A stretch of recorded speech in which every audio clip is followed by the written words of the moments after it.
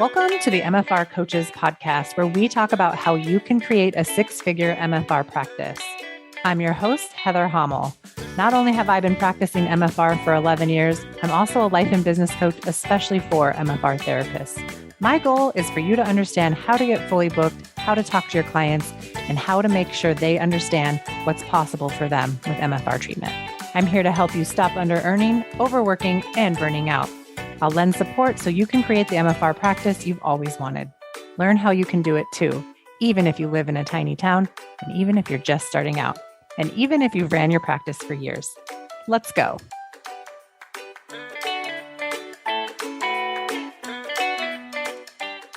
Hey, everybody, and welcome back to another episode of the MFR Coaches Podcast. I am joined today by my good friend and longtime client, Sara Martin. Sara Martin is the owner of Fire Rainbow Myofascial Release, located in San Antonio, Texas. She has been on the podcast before, but not for the last couple of years. But you might remember her from episode 35, minisode 13, and episodes 145 and 146, which were group interview episodes. She has been coaching with me since 2021, I believe. She was one of my first one-on-one clients, and she has basically been coaching with me ever since. There's been some breaks here and there, but she is here to update everybody on what she's been up to for the last 18 months since she's been on the podcast. And there's been some major breakthroughs and some major things we need to update you all on. So Sara Martin, welcome back to the podcast. How are you? Thank you. I'm good. How are you doing, Heather? I'm pretty good for a Wednesday. Okay, good. Yeah. For a Wednesday. I can't complain. It's my day off, so here I am. Oh, nice. Well, thanks for spending it with us. This is fun. Of course. Okay. So I kind of want to ask you some juicy questions about what life has been like since we talked last. Okay. Because I've worked with you, I know all the answers to these, but, the audience does not. So when you think about the version of yourself who first joined coaching 4, maybe 5 years ago, what do you think that version of you, what would she be most shocked to learn about your life and business now? That I've currently paid myself more than I made in 2021. Oh, that's juicy. Or more than my business made. Let me rephrase that. Yeah.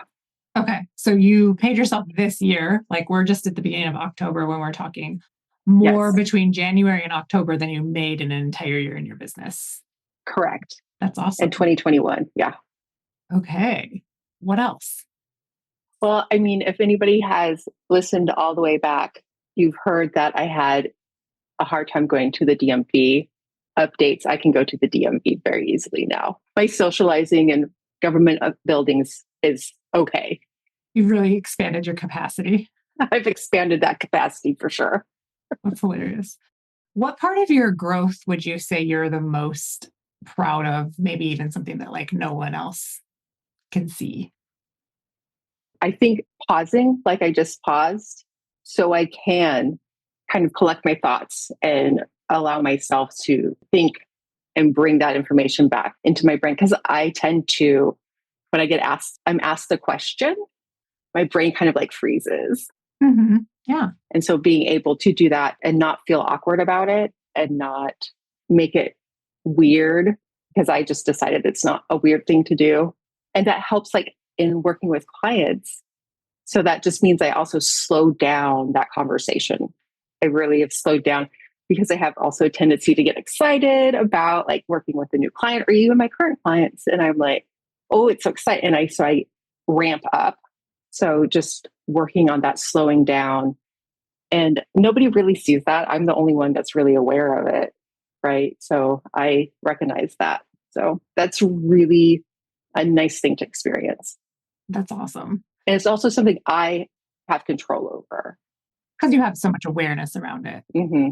Yeah. What has your definition of success, I guess, what was your definition of success before we started working together? Did you have one? I don't think I really had one except for how many things can I purchase? Okay. So as long as you could buy things, support your shopping habit, that's really all that mattered. I think so. Because I didn't have really a true definition of what success looked like to me, really. Mm-hmm. What does it look like to you now? I mean, that's a good question. Like, I'm more selective on what I purchase, but I still don't actively have what success looks like now for me. What do you think it would feel like? How will you know when you get there? Honestly, I think it's going to be really boring. Like, I feel like I'm on the verge of it and it's not as exciting as like me from 2021 would expect it to be. It's probably being even keeled, Mm. and not constantly trying to get like the next big whatever, be it like personally or professionally, but like just doing, I think even in foundations the other day in my brain download, it was business is boring.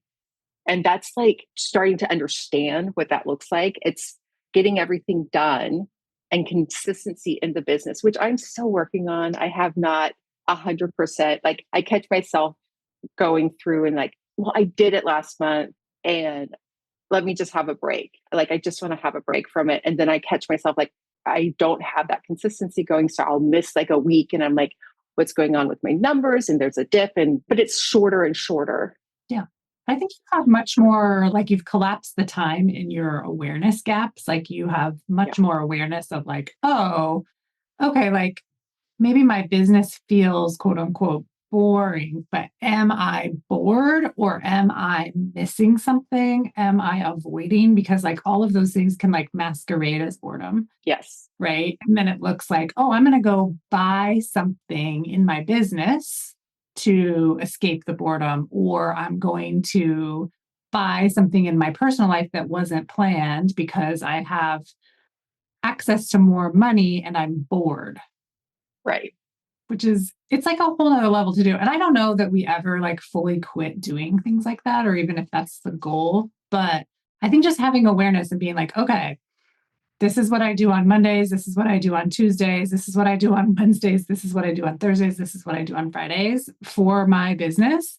And holding yourself accountable to take those action steps. And somebody listening to this might be like, that sounds terrible. Like, I don't want to be locked down into having to do things or having to be, responsible like that. But break it down for us. What is it actually like to know the tasks that need to be done and to do them?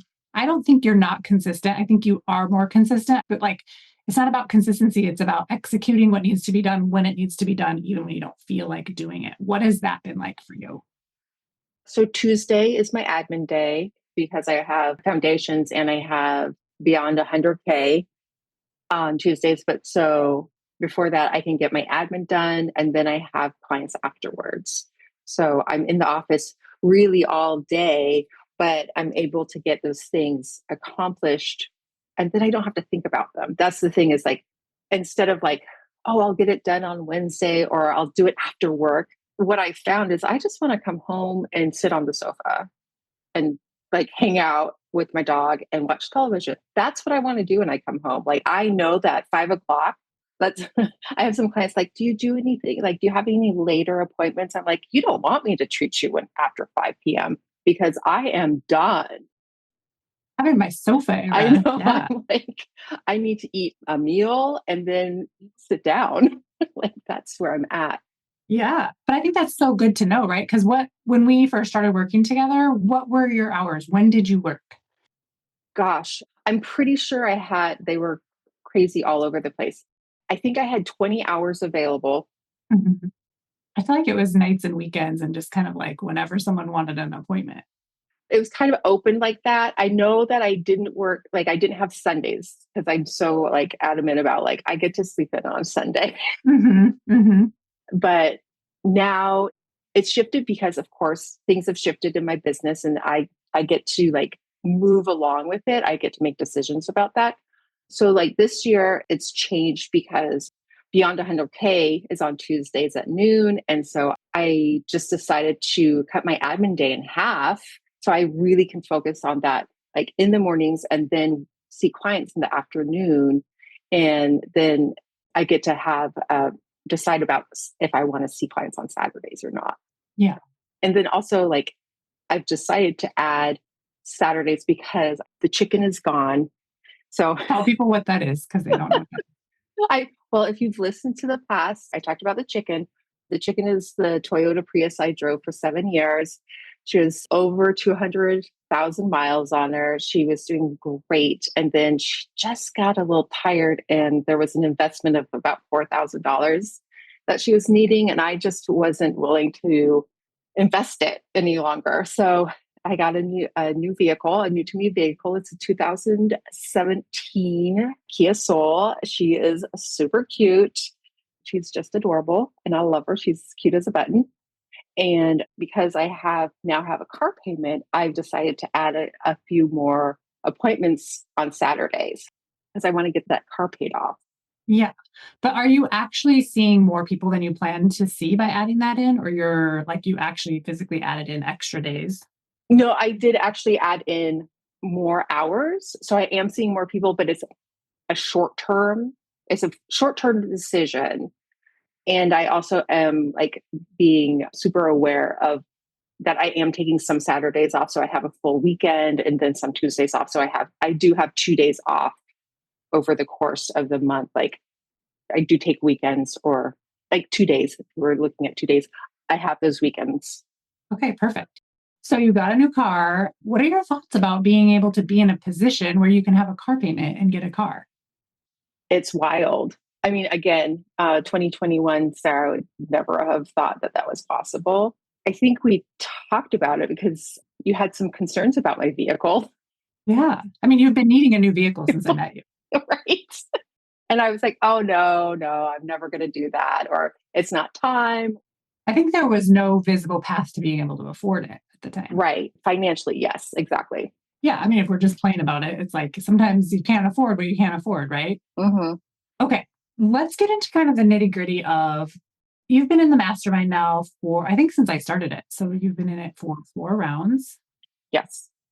You're in the 4th round right now. Mm-hmm. I know that you've had a 100K year before, right? Do you want to talk about that first? What was it like hitting your first 100K? So yeah, actually that was the last time probably we had a interview was in 2023. Yeah. Okay. Was that the last time? I think so. Yeah. I hit 100,000 and it was fascinating and also super disappointing at the same time. I did it. And then I was like, oh, now what? Again, it felt like a letdown. And I really pushed to get there. I feel like I had I did something specific to kind of push my numbers. So going forward, this year, it's inevitable, the way that I'm going, I will hit it again. Yeah. You have a better recipe to hit it this time. Right. I do. And keep it consistent. Yeah. Because one thing we really figured out this year was your price. Yes. Even though you had done rate increases and you seemed like you were at the peak of what you could charge for you, this is your brain talking that, not mine. Right. There, that you couldn't go any higher. And I kept asking you to do the math. I'm like, we need to do the math because your math keeps not mathing because you keep under earning according to your lifestyle, right? And so it's like, if you keep needing to have an owner's increase to cover your life, and we keep making your business responsible for that, but the business isn't capable of being responsible because you can only work so many hours in the week, something has to change. And that's when we came up with a pretty large rate increase. How much did we go up by? Oh gosh, that's a good question. Hold on. I did not. I can't even remember my old rate from a couple months ago. So it's a $70 difference. Okay. So I went from 180 to 250. And it didn't happen overnight. And it wasn't oh yeah, Heather, that sounds like a great price for me to charge. We went and we did the math. We figured out, how much do you want to be able to pay yourself every month? $4,400. $4,400 with a goal to probably get to $5,000. Yes. And so to get to that, figure those numbers out, we had a one-on-one call. Mm-hmm. And we had this conversation about not meeting my goals every month. I was under earning every month. And so you had suggested that we go through, literally go line by line through my business account. And I mean, it makes me nauseous just thinking about it right now. It's probably time to do it again, just saying. It probably is. So looking through everything, and then also looking at that math and then looking at what I want to pay myself. Those are the steps that we went through to get to the 250 number. Yeah. So it wasn't just that 180 number, I kind of pulled it out of the air. Like I didn't put any math behind it. You picked it based on like what wasn't too uncomfortable, basically, which is a mistake that a lot of people make even while in coaching. Cause like you've got the opportunity to ask for the help, right? But there's so many people that will just whisk by, like bypass me and go straight to a certain number because it feels scary, but also fine and also not scary. And so you just do it and then to kind of tell me afterwards. And I'm like, the hell just happened here, right? Right. So that's why it's so important to get other eyes on it, even when you feel completely fine about it. Also, when therapists go through the process and we don't know what they're doing, we don't know their math that they're mathing at, and we see them changing their prices, and it's like, oh, well, maybe I need to do a price increase or something, and we don't do the math. The worst reason to change your rate is because someone you know changed their rate. Mm-hmm. Yeah. Because, yeah, again, we don't see their profit and loss statement. And if I'm going to copy someone, I want to know that they're being successful. And I implore everybody listening, because I think this happens a lot now. People hear what people are charging on this podcast, like in my group.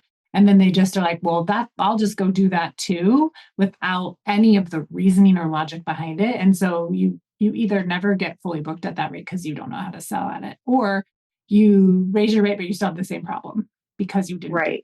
Like it wasn't a big enough increase to cover what needs to be covered. And there's a lot of things that go into that formula that I've created. Mm-hmm.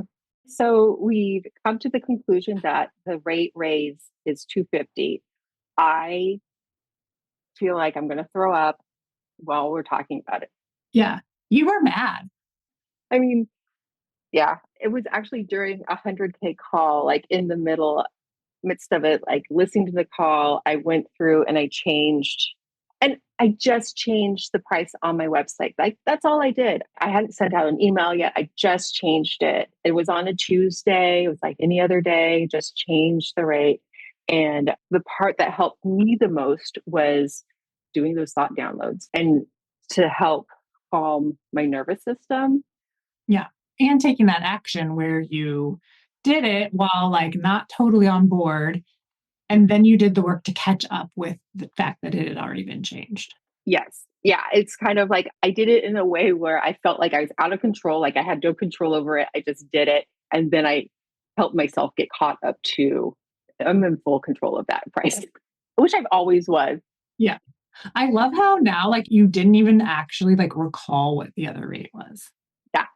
I mean, I don't either, and you haven't been at this rate for that long, but we did come up with a way to help you acclimate and kind of like grow your nervous system around the change for implementing it with your current clients. And we're not going to get into the strategy behind that, but we implemented the strategy. And in July, what happened? Just tell us the result. Oh, yeah. Okay. So the result was I'm going to round it up for you because I know you like a round number, $24,000 in July. Yeah. I still am like, whoa, that's wild. Like it's still wild to me.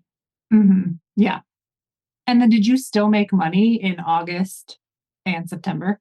Yes. Even with that, making $24,000 in July, I still made like in August, I made $6,300. Right. So that's selling 5 packages. So I raised my rate. So then my package price changed. And so people are buying it. Mm-hmm. Well, you're also way better at selling, right? Selling. If you think about when you did your push to hit your 100K, when you kind of pushed without full strategy, you like pushed to get the 100K, then you crashed out. Like if we're just honest, hopefully. Oh gosh. But yeah. then you had like a 6-month crash out where you made all that money, then you spent all of the money, and then you didn't kind of like recover from like, okay, what went well, what didn't go well here, and what do I want to do differently? You just kind of like continually crashed out until you figured out, okay, I'm done crashing out. I'm going to make changes. And once this was like a year ago, right? Yes. So what do you think the difference is between when you pushed in December of 2023, then the difference is when you pushed, well, you didn't push, but you like had a strategy, implemented the strategy, and then continued to make money and make sales afterwards. Like, what's the mindset difference? I worked on the mindset for my new pricing. I had that going for me. Yeah. And what'd you do for your sales work? I feel like you switched from regular sales to advanced sales, which is something we talk about in Beyond 100K. And you like made yourself sell at an advanced level, which took you and your, I need people like out of it and your excitement out of it and put you in like expert energy in the treatment room. Mm-hmm. I just decided that, and when I say I just decided, I really worked on the mindset around it. And I just knew that this was the perfect sale for everyone. Like I just knew that. Mm-hmm. And I gave myself a number and I was like, this is just the number of how many I'm going to sell. Yeah. I think that's been helpful for you too, is like I have a dedicated number of how many packages I'm going to sell. I'm open to selling them to everybody, even if it's the same person. Oh, yes. Yeah. And the other thing is that I've noticed is since your rate increase, you've never had below a $6,000 a month since you started selling at that level. Whereas before, like some of your months were like 2,000, that's fine. But like, what's the difference knowing that you're always like, you're never really going to earn below that? And you're seeing like, what's your fully booked number? It's 16. Okay. So 16 people a week. You're never going to earn below $8,000 or $6,000. Most like you're trending towards like having regular 10K plus months. Right. What is that like knowing that that is the given now instead of like just scraping by and barely making it work? That's the work right now, is to be able to fully stand in that. And not spend the money before you have it. Yeah. Oh, yeah. Because I think this is like something that I do too. I'll just be honest. Like sometimes I will think, oh, I have all this money coming in. Like I can do X, Y, and Z. And the thing is like, yeah, maybe, but that's not sustainable thinking or action taking.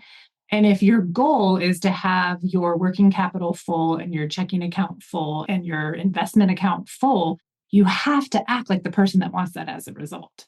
And it takes some sort of, I don't think it's discipline, but it takes some sort of ultimate responsibility and like radical responsibility really over yourself to ensure that you are behaving in the way that creates the result that you want most of the time. Right.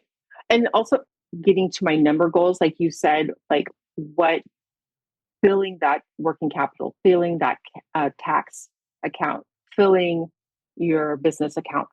And so having those goals and having the amount that knowing that $4,400 is going into my personal account, like that's huge for me. Like I have a different experience in the treatment room working with clients because I have that money in my account now.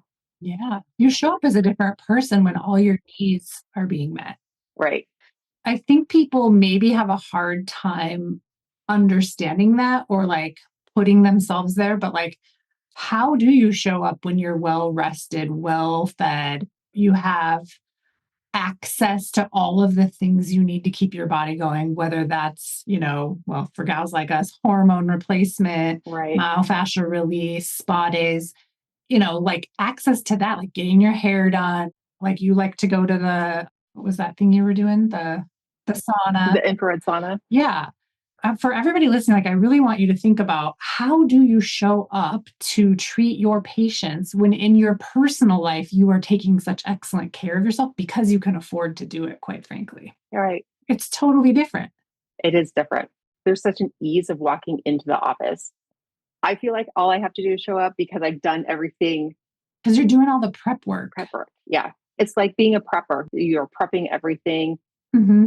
It's not like you're doing it 24 hours a day. It's not like you're consumed by your business. It's like, no, you're having a luxurious life outside of your business that allows you to then show up for your business on Tuesdays. And yeah, Tuesdays is a long day because you do your office management half the day and then you see patients half the day. Yeah. But then you have the whole rest of the week to just literally walk into the room, treat your clients, do advanced selling, make money, go home and do couch time, sofa time, as you call it.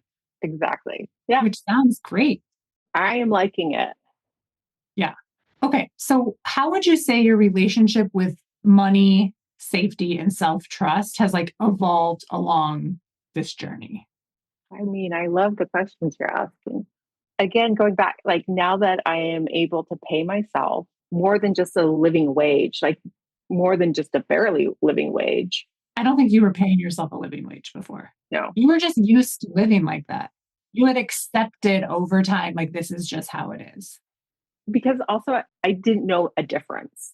Yeah. This is another thing, right? Like, I said this before on a podcast, I've said it in coaching. Like, what if your life is not a 10 out of 10? It's a 2 out of 10. And what you think is a 10 out of 10 is actually just a 2. Mm-hmm. And I think a lot of us live like that because we quit dreaming at a certain point, or like life gets hard, or we just settle and we don't dream big. Right. I feel like you had a shift during that time too. Like, this was a long time ago we talked about that, right? But it's like the car, it's like the furniture you have in your house, it's how you dress, it's how you do your hair, it's whether or not you take care of your body. Like, all of those things have like kind of changed over time. They have. Yes, they have. Yeah. And it's not so much about like, what can I buy at Target to fill this need? It's like, what do I actually want? Yes. What trips do I want to go on? Like, what do I want to invest in? Like, what do I want? Well, and how I can take care of myself specifically. Yeah. Okay. So here's an interesting question. What does enough feel like now compared to when you first started? I think it's more that it's evolving. Yeah. You're creating it. I'm creating it and I'm figuring it out. Like, to me, enough. I mean, maybe it goes back to like lack thinking, but saying having enough seems very finalized and almost limiting in a weird way. Mm-hmm. But yeah, I'm still kind of seeing what that looks like. Perfect.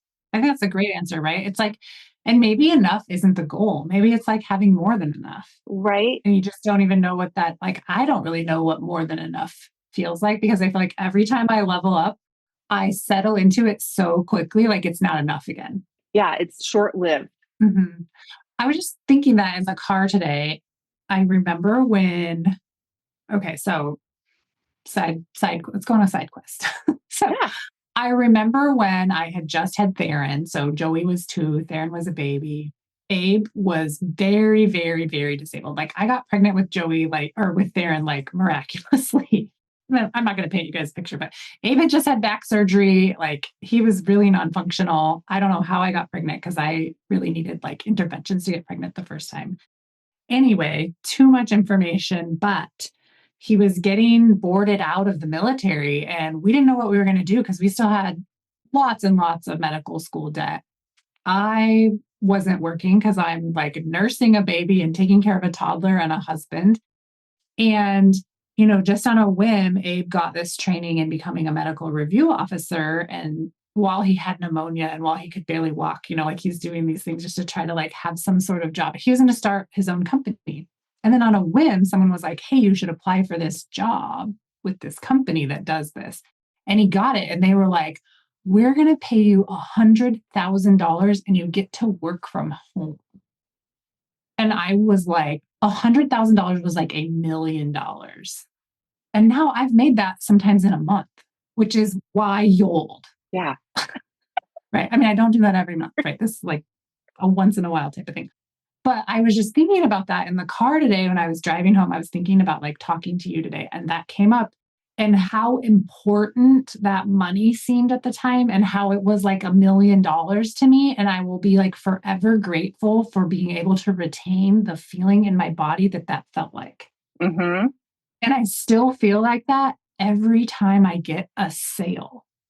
Like, I have like the same rush of like thankfulness and, like it feels so good, even though that money was so much more like valuable when I had $0 to get $100,000.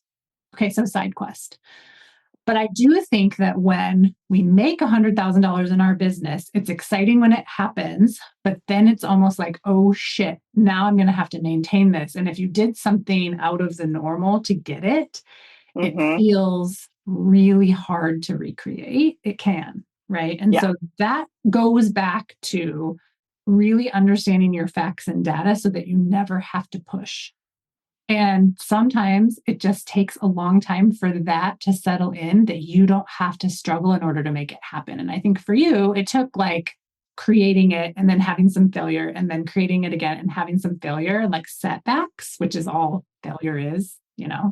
I think you are very willing to fail forward, which is great, to understand that it doesn't have to be hard. Right. Well, and also my time between it was shorter and shorter. And even I do I do that in micros now, I feel like, because my brain is like, she's wild. We've got the perimenopause. I'm no longer constantly thinking like the end of the month is the end. Right. Yeah. Like you're always going to make more money. Right. But there are like days like micro where I'm micro panics instead of macro panics. Yeah. Yes. And also like the micro wins and the micro like organization and the micro like I'm going to make these decisions today and go, like all of those actions add up over time. Right. Yes, they do.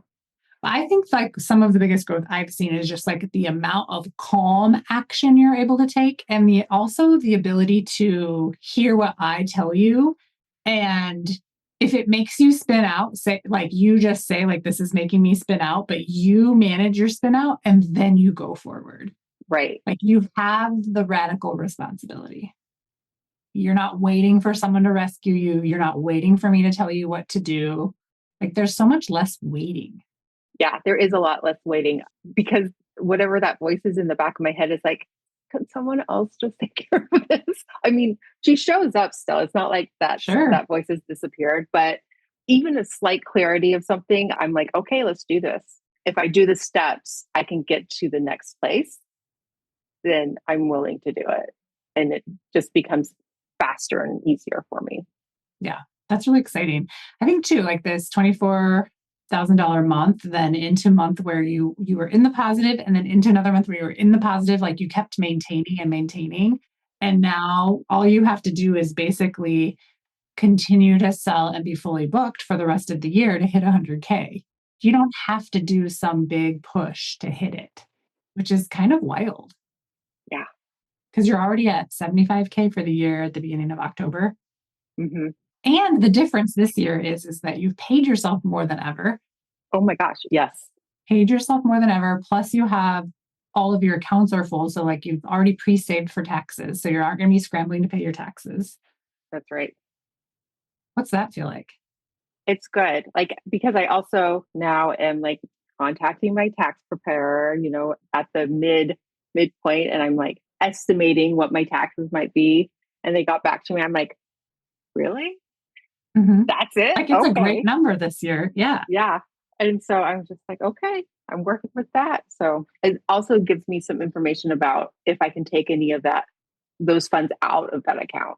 Yeah. Well, the nice thing is like to save for it. And then at the end of the year, pay yourself out a bonus. Or at the first of the year, pay yourself out a bonus out of that money if you truly have extra. Yeah. So fun. What do you think keeps you motivated and keeps you kind of like in coaching? Like, what are you here for now? Accountability. Also, just to keep my brain on straight. Like my brain likes to spin out still about business, clients, like the same things that spun out about before when I first started. It's just at a different level. I don't know if the spin out looks different and sounds a little bit, no, sometimes it sounds exactly the same, but yeah, but it's just at a different level of spin out. I don't know if I'm explaining that. So some people listening might be like, you pay X amount of thousands of dollars a year just to have Heather witness your spin out, or like what actually happens when you spin out? Like, what is the paid support that helps you with that? So the paid support is the weekly 100K. Yeah, the calls. Also the one-on-one support through Boxer. Mm-hmm. Yeah, we use that a lot. Yeah, it's really helpful. And then also the monthly reports, and you could have one-on-one also coaching in that as well. And the reality is I get peace of mind. Like I get peace of mind that I have the support of the curriculum, of you. I can go back anytime and go through everything in both like the 100K and the foundations, because I'm in both programs.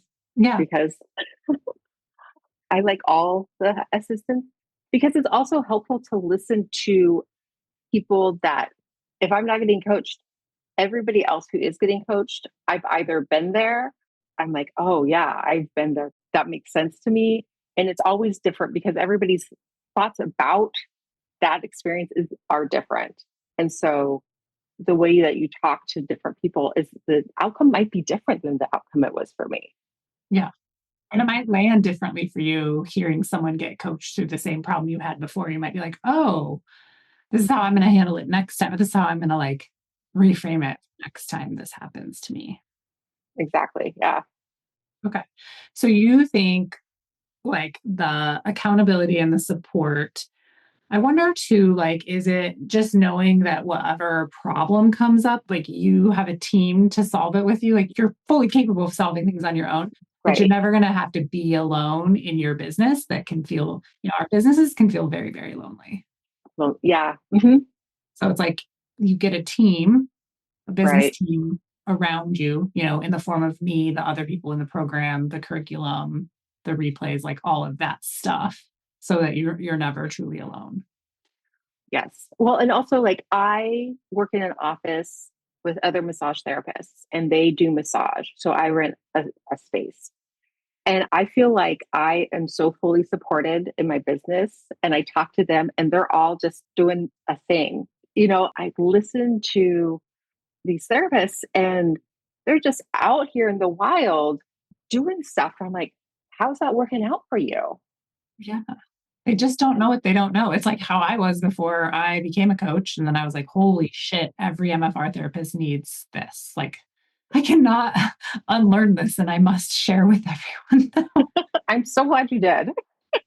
Remember like how you used to behave and act and like everything was a big deal. Like going to the DMV was like this huge thing that was gonna like took you months in order to prepare to do, right?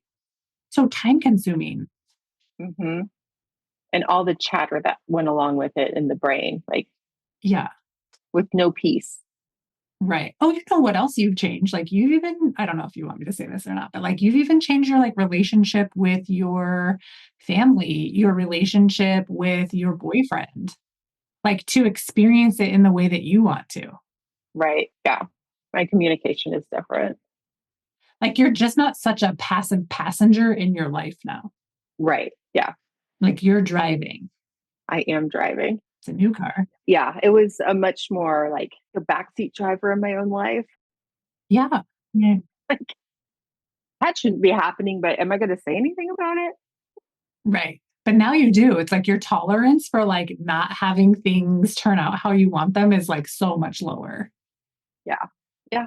Like even your own personal safety. Like there was a point where you're like, oh, I like can't drive my car out of town, but I'm going to keep the car until it literally dies. It's so much safer in town. Said nobody ever, right? Until you were like, actually, this is not safe. And I don't think it was like all about that it was going to cost X amount of money to fix it. Like the tolerance to like subject yourself to that went way down. Right. So then you started problem solving for how will I get a new car? And you solved it pretty quickly. Yeah. From the time that I discovered the issue, I was like, oh no, this is not safe any longer. Yeah. I love that. Okay. Is there anything else you want to share? Is there any other like small micro detail that we've left out? Like, what do you want to say? What do you want people to know, Sara Martin? Oh my gosh. I feel like we covered it.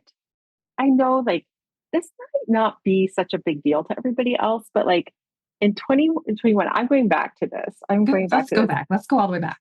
Yeah. In 2021, like in my business made $39,870. Mm-hmm. And that was from like June on, right? No, it was I started in March, but when you and I started working together, that's when everything was through the roof. Yeah. I mean, because almost 40K is kind of a lot when like you opened your business in March. Mm-hmm. We started working together in like In May.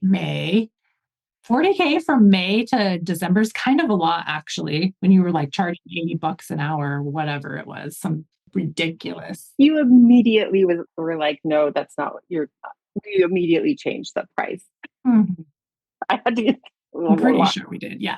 Yeah, we did. Okay. So like, I want you to think about that though. Like, even though that number is like your tiniest number, it was still more than you made working full time as a contractor.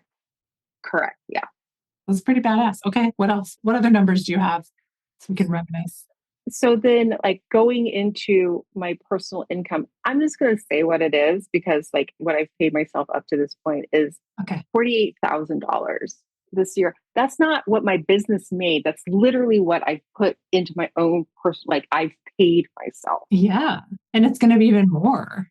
Right. So you haven't even paid yourself for October. No. Or November or December or your bonus at the end of the year. Right. That's more than your revenue from 2021. And it'll probably be more than my revenue for 2022. What was your revenue in 2022? $60,000. Okay. That's a big jump though. So you went from 39 to 60, then what? Then I did 100K. Okay. Then we had the crash out and you did 85? 86. 86, which is actually like, not too shabby. No, it's not too shabby. No. So it's like after the crash out, and it really did about 6 months, I finally was like recovering from. I think you were recovering from the disappointment that 100K year didn't significantly change your life. Like it didn't significantly change your relationship with money. You spent everything you made. Like it didn't significantly increase your happiness. You actually, I think, were more depressed, right? Like it didn't probably increase your anxiety, like all the things. Like that's like the side of things that nobody talks about, but it's really common. Yeah, it was a hard 6 months. Even with that, year over year, you've increased your profit. Yes. I just want to point that out. Even while crashing out, even while feeling depressed, even while feeling anxious, like all of that stuff, even while being disappointed, you've just gotten better and better at managing your emotions, managing your money, and managing your business. More time off. More time off. Yeah. More intentional time off. So what are your predictions for the future? Like when you hit 100K this year, what are you going to choose to think about it that's going to be differently than last time? So you get a different result. Yeah. I mean, I think this year it's going to be more like not invest those high excitement emotions. Like it's just inevitable. I'm going to hit 100K. So what? And then I'm going to, like there's nothing riding on it. Right. What's the next thing I'm going to do? Yeah. Also, like you're not waiting for 100K is not a windfall. No. It's not negative to say that either. It's like, okay, having 100K of revenue in your business allows you to have a $70,000 salary. Right. And it's also the difference between, it's different from in your business versus what you get personally. Like that 100K, I did not get to have all that in my personal account. Like that's not how it worked. Yeah. But you're probably going to be working towards having a 70 or 80K salary. Right. Which is amazing. Amazing. But it's also like knowing my numbers. So knowing what my reoccurring expenses are. And so I can predict, like, I know what's going to be going out every month and what comes up. Then I have money for that extra. Yeah. Like you're already safe. Like you already have an emergency fund. Right. I think that's fun. And I also think it's going to be fun to see you get to the level where like all of your accounts are full. You have an emergency, you get through the emergency, but that emergency fund's already filled up again because of the way you run your finances now. Mm-hmm. Because you're so much more in charge and aware of your money. Like even when we do the thing where we make the money and we spend all the money and like we do that over and over, like there's just a pattern to that where we do it over and over again until we get sick of the result of that. And that's the phase that you're in. And it's super fun to see what the results of that are going to be. Yeah, it's super fun to see. Yeah. Well, and it's kind of fun to experience it too. Like it can feel frustrating, but it's also like every level of this is a new opportunity to have a better and different experience with money and make it safe to have the money. I can't think of any reason why women, especially nowadays, shouldn't have money. Yeah. We should have money. We should create the money. And I don't care if you're in a partnered relationship or not, you being able to make money, even if you don't quote unquote need it, is very important because you never know. Right. You never know. Well, thanks for sharing your journey with us. Are there any other numbers or anything else you want to share with us before we wrap up? No, I think that's everything. Okay. You've heard a lot from me today. Yeah, it's a lot. Okay. Well, everybody, if you're listening, we are in the middle of enrollment for Beyond 100K Mastermind. Beyond 100K Mastermind is the place you go after you have your foundational business assets set up. You're not concerned about getting clients. You're not concerned about how to set up your website, and you're not concerned about necessarily getting fully booked. So this is really for people that are at or almost fully booked and that are ready to go forward with your business, creating calm profit and knowing your next moves, managing your mind, managing your finances so that your business is the smoothest and most luxurious part of your day.